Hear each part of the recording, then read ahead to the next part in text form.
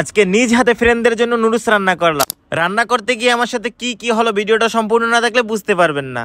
Hello everyone, আসসালামু আলাইকুম। আজকে মাদ্রাসা ছুটির দিন, তাই সবাই মিলে চিন্তা করলাম কি খাওয়া যায়। সবাই বলল নুডলস পাকানোর জন্য, তাই আমিও বললাম আচ্ছা ঠিক আছে। তারপর বাজার করার জন্য টাকা তুললাম, যে যা পারছে টাকা দিছে। টাকা তোলার পরে দেখি কিছু টাকা শর্ট, তা আবার আমার পকেট থেকে দিতে হইছে। যাই হোক, ফ্রেন্ডদের খাওয়ানো মানে আমার খাওয়া। তো আর বেশি দেরি না করে বাজার করার উদ্দেশ্যে রওনা হলাম। যেহেতু আমরা মাদ্রাসা থাকি তাই আমাদের লিফট ব্যবহার করতে হয়, তাই লিফটের ভিতরে ঘুরতে ঘুরতে সোজা দোকানে চলে আসলাম। দোকানে এসে কি কি লাগবে সব দোকানদার মামাকে বললাম। এই দোকানে সবকিছু পেলেও সসটা পাই, তাই আর বেশি দেরি না করে অন্য দোকান থেকে সস নিয়ে সোজা মাদ্রাসা চলে আসলাম। মাদ্রাসায় এসে সবাই বলতেছে আমাকে রান্না করার জন্য। যেহেতু মাদ্রাসায় পড়াশোনা করি তাই রান্না করাটা কোনো ব্যাপার না। এজন্যই মেয়েদেরকে বলি বিয়ে করলে মাদ্রাসা ছেলে দেখে বিয়ে কইরো। বিয়ের পরে কিছু পান আর না পান জামাইয়ের হাতে সুস্বাদু রান্না খেতে পারবেন।